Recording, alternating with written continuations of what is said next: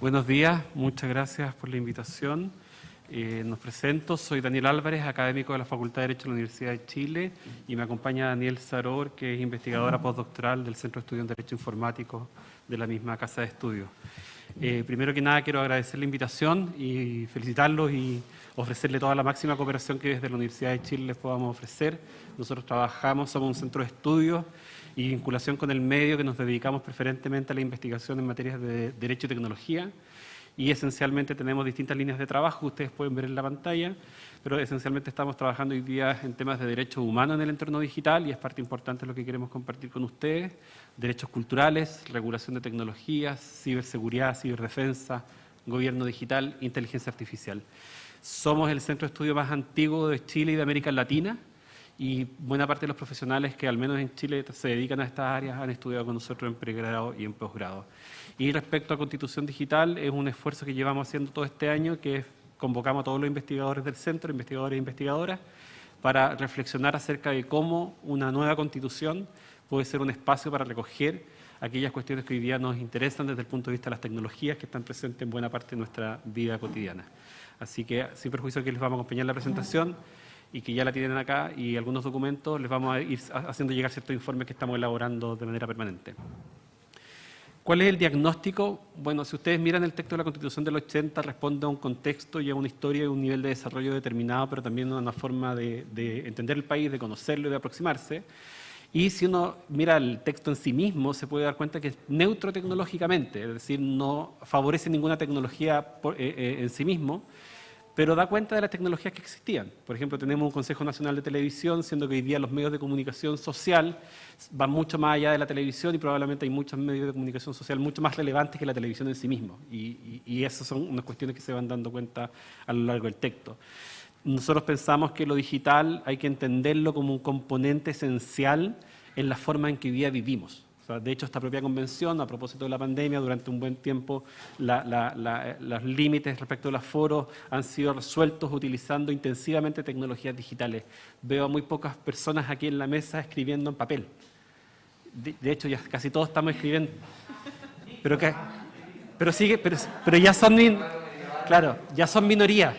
Hoy día la mayoría de nosotros estamos ocupando algún tipo de dispositivo digital, todos ocupamos un smartphone, un teléfono hoy día es tanto más potente que un computador, cuanto ya nos movimos a esto, y eso es un hecho, y me importa mucho que lo tengan, yo sé que ustedes lo tienen presente, pero me importa mucho que lo reconozcan como una circunstancia que tiene que atravesar la discusión constitucional. La vida, cuando fue redactada la Constitución del 80, no tiene nada que ver con la forma en que vivimos hoy día en el año 2021. Y en esto también quisiera marcar otro punto, que es que el desarrollo tecnológico, especialmente el desarrollo de tecnologías digitales, es, junto con el cambio climático, los dos temas más relevantes que nos van a convocar durante los próximos años. ¿Dónde vienen los desafíos? Es en estos temas. ¿Cómo nos relacionamos? ¿Cómo cuidamos la privacidad? ¿Cómo protegemos las expresiones culturales? ¿Cómo logramos que las personas accedan a la cultura? Las tecnologías digitales en eso cumplen un rol fundamental. Y por lo tanto, lo que nos convoca hoy día es que debemos pensar nuevas formas de comprender los principios, los derechos y la orgánica constitucional desde el punto de vista de la sociedad digital. Esto no excluye, por supuesto, la posibilidad de que ciertas personas puedan seguir pensando en vivir de manera analógica, y eso va a seguir siendo así. Pero hoy día el grueso de la sociedad está transitando a una configuración de sociedad digital. ¿Qué es lo que proponemos? Y aquí le voy a dar en unos minutos la palabra a mi colega Daniel. Son 4 puntos, que es lo que queremos compartir con ustedes. Hoy día el primero es Constitución Digital como un contenido transversal en la Constitución, no solo de esta comisión, nosotros estamos pidiendo audiencia para ser recibidos también en las otras comisiones. Entender los derechos humanos clásicos en la sociedad digital, que es algo muy importante para nosotros. Tercero, entender cuáles son los nuevos derechos constitucionales para la sociedad digital. Y fíjense que aquí hago una distinción, hablo de derechos humanos y derechos constitucionales, porque el sistema de derechos humanos, como tal, muy bien va a explicar Daniel, es uno solo, y debiéramos ser coherentes con eso.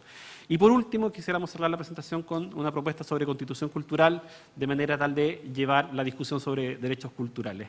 Y le quiero dar la palabra a mi colega Daniel en esta parte. Bueno, primero que todo quiero agradecer esta invitación. Nuestro centro, como dijo Daniel, lleva muchos años trabajando en problemáticas vinculadas al derecho y la tecnología, y el día de hoy ese trabajo de años, ¿cierto?, de tantos estudiantes e investigadores que estuvieron antes que nosotros, se ve hermosamente coronado con esta reunión. La segunda cosa que quiero decir es que esta comisión es particularmente valiosa, puesto que esta discusión constitucional se da en el seno de un cambio cultural tan profundo, no solo en la sociedad chilena, sino que en la sociedad global. De manera que el trabajo que ustedes puedan hacer en este lugar es un engranaje clave en la forma como se van a comprender todas las reglas que el resto de las comisiones, ¿cierto?, están trabajando. Bueno, lo primero que quiero decir aquí es que la postura unánime de los órganos de Naciones Unidas en materia de derechos digitales señala que se reconoce que debe hacerse una lectura actualizada de cómo se ejercen los derechos tradicionalmente reconocidos en el entorno digital, pero no se debe poner en cuestión su vigencia. Hoy día el catálogo de derechos de la Declaración Universal de Derechos Humanos es todavía un terreno en disputa, un terreno en conquista, de manera que no se puede relativizar el valor de esos derechos que todavía trabajamos por asegurarle a todos los seres humanos. ¿Ya? Hacer eso genera un marco de desprotección que puede ser manipulado por estados y por otros actores para entrar a renegociar reglas aplicables sobre las tecnologías cuando éstas sean, ¿cierto?, en la medida que ya sean cambiantes o diferentes. De manera que aquí el punto importante que me gustaría dejar es que nosotros estamos a favor, ¿cierto?, de la vigencia de los mismos derechos fundamentales en espacios físicos y digitales. Es la primera cosa que me gustaría como transmitir. Daniel ya ha señalado, ¿cierto?, que el CEDI ha elaborado varios documentos que son puntos de partida para reflexionar sobre ciertos derechos y libertades fundamentales tradicionales, ¿cierto?, cuyo enfoque o formulación se puede ver restringido, afectado o potenciado a partir, ¿cierto?, del uso cada vez más intensivo de tecnologías. Pero nosotros también hemos pensado en la formulación de nuevos espacios de protección que surgen y se explican a partir, de nuevo, de esta nueva realidad social, cultural y tecnológica. Por eso nuestro documento está dividido en dos partes. La primera tiene que ver con aquellos derechos y libertades que ya cuentan con un reconocimiento constitucional. Y bueno, sin duda aquí la primera invitada a esta conversación es la regla de privacidad. Bueno, este derecho ha sido tan afectado por el desarrollo tecnológico, se hace necesario que se analice no solo desde el impacto en el individuo, como clásicamente lo hemos pensado, como algo de una sola persona, sino también a partir de las repercusiones políticas, sociales, comunitarias y en última línea también para la democracia. De hecho, hay autoras que estiman que existe una dimensión pública de la privacidad y en ese entendido su protección se vuelve un asunto que nos debe interesar a todos, al colectivo, por la codependencia que la privacidad de cada uno tiene con la protección de la privacidad de los demás, ¿ya? Entonces, así comprendida, ya no basta con que se realicen acciones individuales para gestionar privacidad cuando el sistema completo no está pensado. Al contrario, la tecnología ha avanzado a tal punto que hoy día no hay espacios privados prácticamente para nadie. Otra fase tremendamente importante que en la Constitución del 80 no ha tenido suficiente desarrollo tiene que ver con la concepción de la privacidad como expresión de autonomía y autodeterminación personal, en especial en relación a la autonomía de las personas respecto de las decisiones sobre su propio cuerpo, su identidad y las decisiones personales que decida sobre su vida. Este es un aspecto entonces que por su trascendencia, sobre todo para las mujeres, necesita ser abordado en el debate constitucional. Y bueno, también debe ser analizada como una respuesta a la vigilancia y al perfilamiento. Nosotros todos somos testigos, ¿cierto?, del crecimiento de estos grandes conglomerados tecnológicos que son una amenaza en curso para la privacidad por el gran volumen, ¿cierto?, de información que ellos recogen sobre las personas, lo que permite que se les defina o caracterice a niveles en los que la historia no tiene registro, ¿ya? O sea, este es un fenómeno propio de nuestro tiempo, donde la reflexión, ¿cierto?, tiene que ser muy cuidadosa. Con respecto a la protección de datos personales, bueno, se trata de un derecho recientemente reconocido en Chile, cuya mantención en el nuevo texto constitucional, muy respetuosamente consideramos que debería ser un punto de partida para robustecer su protección. Y en ese sentido, considerar el derecho a la autodeterminación informativa en la nueva Constitución es imprescindible, sobre todo si tenemos presente, por ejemplo, que los datos personales son el núcleo de tecnologías tan avasalladoras como las que usan inteligencia artificial. La libertad de expresión, que también es un derecho clásico. Definir hoy lo que es también libertad de expresión es un desafío en curso. Nosotros buscamos hacer presente en este encuentro que se trata de un derecho en permanente expansión, pero también muy tensionado con el ejercicio de otros derechos. En cuanto a sus efectos, nosotros creemos que no es un derecho distinto si lo abordamos desde el entorno análogo, pero sus efectos no son los mismos cuando él se expresa a través de un espacio digital. ¿Ya? Entonces, su contenido y límites parecieran ser parte de las nuevas respuestas que debería entregar la redacción constitucional. ¿Ya? Entonces, por ello resulta necesario discutir si esta convención está, por ejemplo, dispuesta o no a extender su protección a la expresión, por ejemplo, divulgada por cualquier medio, y si la masividad, ubicuidad e impacto de estas expresiones van a tener siempre o no las mismas consecuencias. Bueno, reglas como la inviolabilidad de las comunicaciones privadas, la inviolabilidad del hogar y de los documentos privados, la propiedad intelectual y el acceso al conocimiento, que es algo que profundizará Daniel.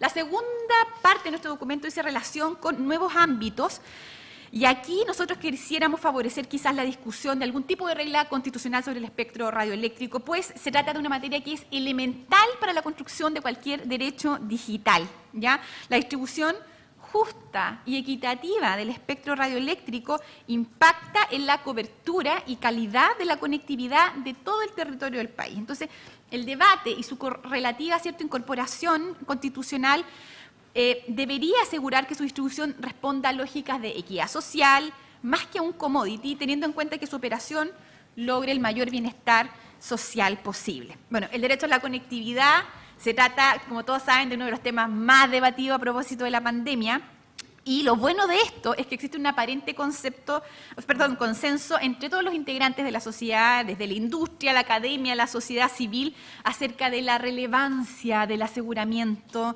de este derecho, porque a través de él se ejerce, se les llama el derecho llave, a través de él se ejercen otros derechos como la libertad de trabajo, el derecho a la educación, el derecho a la propiedad. Pensemos que no hay economía digital si no hay buena conectividad, ¿ya? También ofrecemos un comentario a propósito de la necesidad de generar alguna regla relacionada con identidad digital, porque el derecho a la identidad también se considera un derecho humano.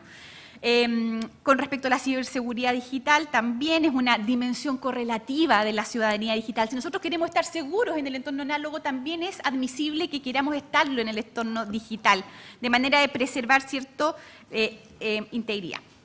Y, por último, algún tipo de regla también en orden a favorecer garantías para interactuar con el Estado cuando el Estado digitaliza sus servicios públicos. Eso. Así es. Y la presentación va a quedar, hay minutas, ahí tenemos textos para que puedan después verlo con un poquito más de calma. El tercer punto que nos interesa conversar con ustedes es la discusión sobre derechos culturales. Porque, bueno, la existencia misma de la comisión da cuenta de que hay un especial interés y hay un especial énfasis en salvar las omisiones que tiene el texto constitucional vigente respecto al reconocimiento especial de este conjunto especial de derechos que existen en los tratados internacionales de derechos humanos, que son todos aquellos derechos que se relacionan con la cultura. Y aquí hay una definición importante que tienen que tomar. Nosotros podemos entender los derechos culturales en dos formas, una forma amplia y una forma restringida. Si lo tomamos en la forma amplia, bueno, si entendemos la cultura como la expresión de las formas de vivir, de la forma en que nos relacionamos conjuntamente, de la forma en que interactuamos, cultura es todo.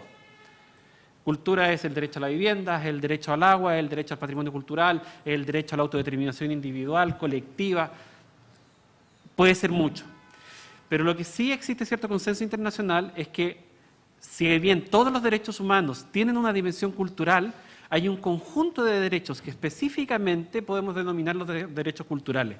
Y hay un texto que les recomiendo fuertemente que lo tengan en consideración durante la discusión, que es la Declaración de Friburgo, que un grupo de académicos a nivel internacional se reunió para tratar de ponerle un contenido específico. Porque cuando nosotros hablamos de derechos culturales, como los conceptos que están detrás son un poquito amplios, nos perdemos, empezamos a divagar, empezamos a tratar de incorporar distintas categorías normativas. Y lo que hace la Declaración de Friburgo es que identifica 6 elementos que debieran constar sí o sí en un texto sobre derechos humanos vinculados a cultura. ¿Y cuáles son estos? Derecho a la identidad y al patrimonio cultural. Muchos de estos derechos ustedes los tienen en la forma en que organizaron el trabajo de la comisión. Hay temas que se superponen, hay temas que están repetidos, pero esencialmente buena parte de ello está recogido aquí. Identidad y patrimonio. Probablemente la discusión sobre, por ejemplo, derechos de los pueblos originarios va a ir necesariamente acompañada de un desarrollo específico de reglas especiales sobre identidad y patrimonio cultural. El derecho a la autodeterminación cultural. Decidir, que las personas tengan el derecho a decidir cómo van a participar, si es que van a participar, y cómo esas expresiones de participación cultural tienen lugar en nuestra sociedad. Derecho de acceso y participación en la vida cultural. Y sobre esto voy a volver un poquito más adelante. Nosotros tradicionalmente, y si ustedes miran el texto constitucional chileno y de buena parte de los países en el mundo, se ha puesto un énfasis muy fuerte en la protección de los derechos morales y patrimoniales de autor. Pero si uno mira los instrumentos internacionales de derechos humanos, uno puede darse cuenta que la protección es más amplia. Protege la participación en la vida cultural y los derechos patrimoniales y morales de los autores. Y sobre ese punto volveré en un rato más. Derecho de la educación, derecho a la información y la comunicación. Si nosotros tomamos los catálogos, los derechos reconocidos en el catálogo de la Declaración de Friburgo y los mezclamos con los temas que presentó Daniel recién, podemos darnos cuenta que tenemos un conjunto de derechos que podemos llamar derechos culturales, que tienen una materialización efectiva a través de tecnologías digitales. Pensemos, por ejemplo, en el mero derecho a la comunicación o el mero derecho a la libertad de expresión. Hoy día el canal que tienen para la mejor forma de ejercicio de esos derechos en la práctica es a través de medios digitales. Por lo tanto, derechos culturales con derechos digitales debieran ir avanzando más o menos en paralelo en el texto constitucional. Y por último, en este punto, si bien la Declaración de Friburgo no la reconoce expresamente, sí es importante avanzar al reconocimiento expreso de un derecho a la diversidad de las expresiones culturales. ¿Cuál es el sentido de esto? No hay cultura dominante, no debiera haber una cultura dominante, debieran coexistir, debieran cohabitar todo tipo de expresiones culturales y que cada cual elija y el Estado tome las medidas necesarias para fomentar, para que estas expresiones culturales puedan existir y coexistir permanentemente. Y por último, y con esto queremos cerrar, derechos culturales. En materia de propiedad intelectual y derecho de autor hay dos ideas que nos interesa poder compartir con ustedes. Primero, hay que superar la mirada propietaria de los derechos de autor que tiene el texto constitucional. Si ustedes miran hoy día la redacción de la Constitución del 80, la protección de la propiedad intelectual y de los derechos de autor está entendido como un derecho de propiedad más. De hecho, hace el vínculo. Dice, se protegerá los intereses de los derechos morales y patrimoniales y después lo manda la reminiscencia al 1924. Eso es un error conceptual grave. Da cuenta del origen de la Constitución. ¿Y por qué es grave? Porque si uno mira todos los instrumentos internacionales sobre derechos de autor, por ejemplo, siempre se ha puesto en el mismo nivel un derecho de doble dimensión. Garantizo el derecho a participar en la vida cultural, garantizo el derecho a desarrollar, a gozar del desarrollo científico y tecnológico, y al mismo tiempo reconozco el derecho de los autores y de las autoras a una protección de sus derechos morales y patrimoniales. Si yo soy capaz hoy día de establecer un conjunto de normas que reconozcan el derecho de autor como un derecho de doble dimensión, tengo una protección más amplia de la que tenemos hoy día en el texto constitucional vigente. Y un último comentario sobre esto. Tradicionalmente se mezcla la discusión sobre derechos de autor con los derechos de propiedad intelectual y con los derechos de propiedad industrial. Y hay un par de informes de organismos internacionales, especialmente en la lógica de, como consecuencia de la negociación de acuerdos de libre comercio, se incorporaron en los acuerdos de libre comercio muchas obligaciones para los países sobre propiedad intelectual. Pero el Consejo de Derechos Humanos de Naciones Unidas ha dicho varias veces que la propiedad industrial en su dimensión comercial no es un derecho humano. Y al no ser un derecho humano, puede ser un derecho reconocido internacionalmente, pero no es necesario que esté en el catálogo. ¿Qué significa esto? Que reglas como, por ejemplo, la protección de la propiedad industrial, patentes, sobre cualquier tipo de innovación, los derechos marcarios u otro tipo de expresiones industriales, no es necesario que consten en el texto constitucional. Basta con la protección legal. ¿Por qué este último punto es importante? Porque si nosotros mezclamos ambas categorías, lo que va a pasar es que se va a restringir luego la capacidad del legislador eventualmente de poder introducir reglas quizás más abiertas o establecer, por ejemplo, moratorias a la, no sé, negociación de acuerdos de libre comercio en materia de semillas, por poner solo un ejemplo. Por lo tanto, y con esto cerramos, nuestra aproximación en este tema es que en el caso de derechos culturales / derechos de autor, el texto constitucional debiera ir únicamente el reconocimiento de los derechos de autor en esta doble dimensión como parte de los derechos culturales y dejar fuera de la discusión todo lo que tenga que ver con la propiedad industrial porque no hay obligaciones internacionales y no han sido comprendidos como un derecho humano. Para cerrar, las 4 ideas fuerza que queríamos compartir con ustedes: constitucional como un contenido transversal de la Constitución, derechos humanos clásicos en la sociedad digital, nuevos derechos constitucionales para la sociedad digital, conectividad probablemente es el más importante en este ámbito, y por último, pensar en una constitución cultural. ¿Y cómo pensamos en una constitución cultural? Incorporando reglas específicas sobre derechos culturales en el texto de la futura convención. Muchas gracias, sé que hablamos súper rápido, pero los 15 minutos nos tenían un poco estresados. Muchas gracias, Daniel y Daniel, por la presentación. Yo creo que fue muy ilustrativa, muy clara respecto al trabajo que vienen haciendo hace tanto tiempo también. Así que felicitaciones por aquello. Preguntas. Francisco había levantado la palabra, Loreto y Carlos. Hola, un gusto. Mi nombre es Francisco. Me gustaría referirme a que, mencionar también que el otro día tuve una reunión de lobby al respecto del tema del uso de la información a través de las plataformas digitales. Estas personas que me citaron a reunión hablaban de la preocupación que existe al tema de la protección de datos, de la restricción que existe al respecto de esto, porque ellos veían con mucha preocupación en este proceso constituyente que la restricción de los datos personales, su comercialización de las bases de datos de información, no tan solo a nivel nacional, sino que a nivel internacional, iba a mermar en diferentes industrias. Ellos ponían, por ejemplo, el caso bancario.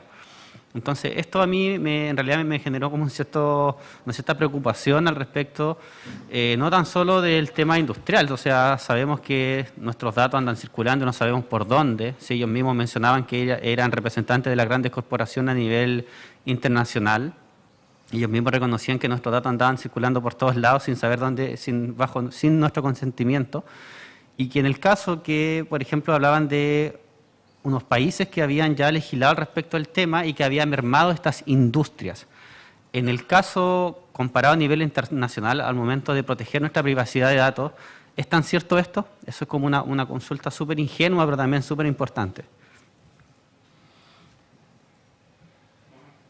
Adelante. Tal como señaló Daniel, nosotros hoy día en el texto constitucional, afortunadamente desde el año 2018, tenemos una garantía constitucional que protege los datos personales, que es un buen estándar. Lo que está ahí es un buen piso para partir. ¿Qué es lo que nos falta y qué es lo que muestra la experiencia comparada?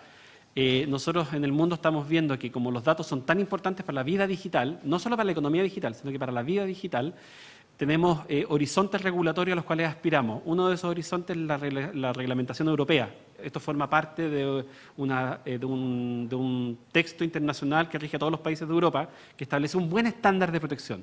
Ese buen estándar de protección significó una merma para el tráfico de datos entre grandes corporaciones. En algunos casos sí, en otros no. Pero que se produzca una merma es bueno, porque hoy día lo que nosotros vemos en el caso de las industrias tecnológicas es que hay una avaricia de datos. Mientras más datos tengo, más cosas puedo hacer y más puedo rentar con esos datos. Por lo tanto, ¿qué es lo que nos falta a nosotros? Además de la regla constitucional que se mantenga, es que se cree, y la experiencia internacional en esto es contundente, que el texto constitucional mandate la creación de una autoridad pública a cargo de la protección de datos personales. Y este tema nosotros llevamos 20 años discutiéndolo, han habido 3 o 4 iniciativas legislativas a lo largo de nuestra historia, ninguna ha pasado el primer trámite constitucional, ninguna. Por lo tanto, si la Constitución dice, sí, 4, llevamos 4, todos los últimos 4 gobiernos han presentado un proyecto para crear una agencia y nunca hemos pasado el primer trámite constitucional, tenemos ahí un trauma. Si nosotros somos capaces de que el texto constitucional reconozca que el legislador va a tener que crear una autoridad pública que se haga cargo de proteger los datos, el estado de la situación respecto al nivel de protección se mejora de manera sustancial. Y la experiencia comparada es abrumadora. Es el modelo de la Unión Europea, es el modelo al cual se han ido varios de los países de América Latina. Me gustaría complementar lo que dice Daniel, quizás con la posición antagónica. Yo respondería que la economía digital necesita protección de datos personales. Es un hecho que las actividades más fuertemente globalizadas, como por ejemplo la banca, las telecomunicaciones, claro, son todas compañías que hoy día ni siquiera operan con los estándares regulatorios que Chile ofrece, sino que operan cumpliendo reglas o estándares internacionales. Y eso lo que demuestra justamente es que es tan insuficiente el nivel de protección que ofrece nuestro país que las compañías, para poder cumplir satisfactoriamente con las reglas de la competencia internacional, se ajusta a estándares más altos. De manera que yo me atrevería a decir con mucha confianza que no es verdad que se produce una merma, sino que se produce una nueva situación en las condiciones de competencia. Es eso. Muchas gracias. Bueno, por el tiempo, cortita, por favor, a la tía Carlos Bueno, voy a la hacer pregunta. ahí me Gracias. dieron una instrucción muy breve. Bueno, en estos proyectos que se han presentado ya 4 veces, ¿qué importancia se le ha dado a la ética digital? ¿No? Porque estamos hablando mucho del resguardo y la ética digital. ¿Hemos avanzado en algo respecto de aquello? No, la verdad es que no sé, o sea, los proyectos de ley sin duda que consideran reglas que tienen un anclaje en reglas éticas. Muchas de las reglas de protección de datos son reglas de transparencia. Muchas de las reglas en esta materia buscan que el titular de la información sepa quién tiene sus datos, sepa qué se hace con sus datos, sepa a quién se le han transferido esos datos. De manera que ahí hay una bajada muy evidente de un principio esencial que es el de transparencia. También las reglas de protección de datos buscan, por ejemplo, anclarse en principios como el de uso razonable y proporcional de la información. Y para eso también este tipo de catálogos tienen esas reglas. Pero Perfecto. como Bueno, la norma gracias. no existe. No existe. Bueno, eso le falta a la norma para que se apruebe. Gracias. Ética digital, eso sin duda. Por eso no pasa el trámite. Carlos. Sí, muchas gracias por la presentación. Me gustaría que en algún momento nos sugirieran cómo educamos en una sociedad de tanto cambio, en donde esto va a formar parte de nuestra vida, nos guste o no nos guste. Y la capacidad de las grandes corporaciones va a ir en aumento y la nuestra disminuyendo. Ese es un punto. Y el otro, nada se puede controlar. Echa la ley, echa la trampa. Eso lo aprendí de cabro chico. Y normalmente en todo este tipo de presentaciones creemos que dada la norma controlamos los procesos. Y los procesos son dinámicos y generan tensión. ¿Qué sugerencias nos dan ustedes respecto a eso? ¿Cómo encaramos la tensión inevitable que va a surgir?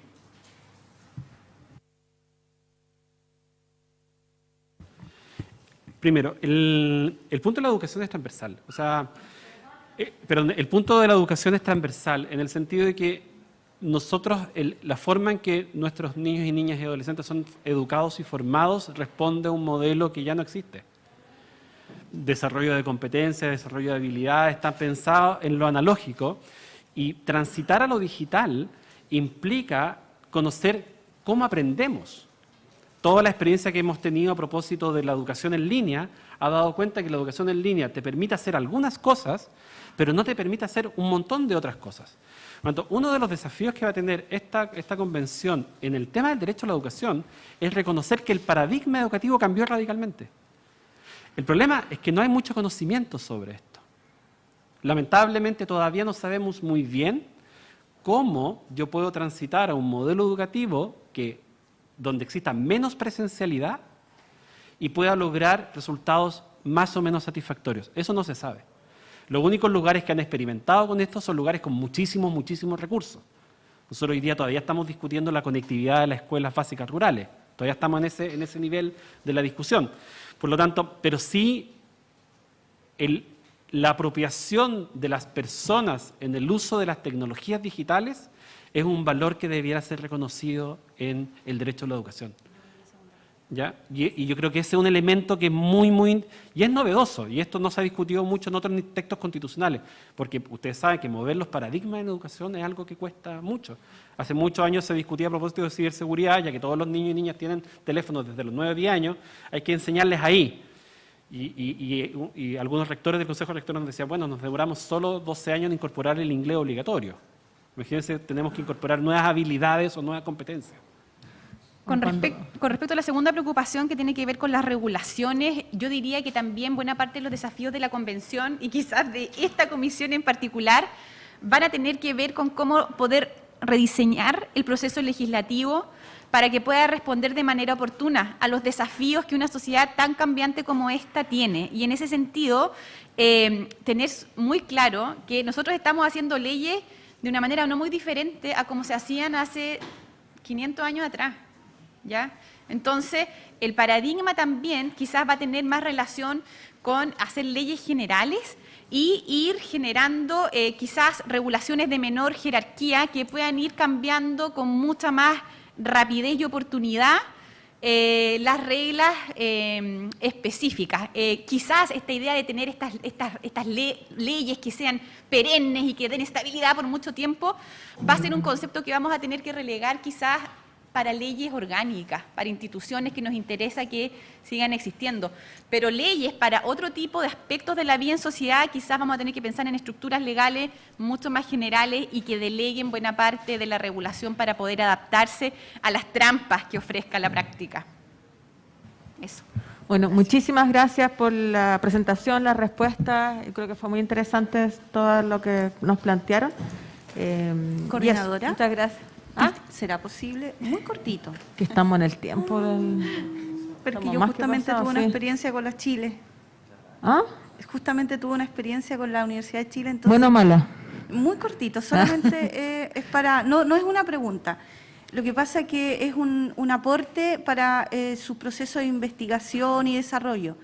Yo soy convencional Cahuáscar y hace como 5 años más o menos nos vimos una situación muy compleja porque los cantos del pueblo Cahuáscar están en la Universidad de Chile y las voces son de mis abuelos y también cuando yo era niña.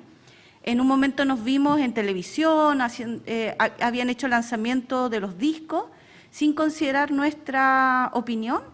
Entonces, la forma fue la que no nos pareció y cuando me comuniqué porque un alumno de la Chile de antropología tomó los cantos y los editó, los lanzó, los hizo propios. Entonces, cuando me contacté con él, me dijo, yo no sabía que existía en Cahuáscar.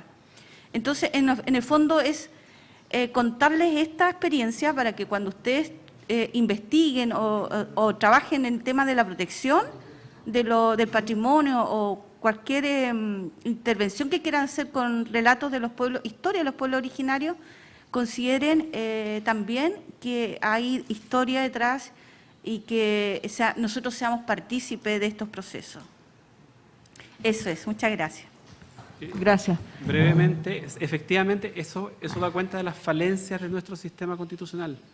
Nosotros tenemos reglas constitucionales que solamente se preocupan como de la mirada occidental respecto a el conocimiento. Por eso lo que nosotros proponemos es como avancemos hacia derechos culturales, porque los derechos culturales nos terminan involucrando a todos en las distintas dimensiones en las que podemos participar en la vida. Así que muchas gracias. Bueno, muchas gracias. Le damos un aplauso.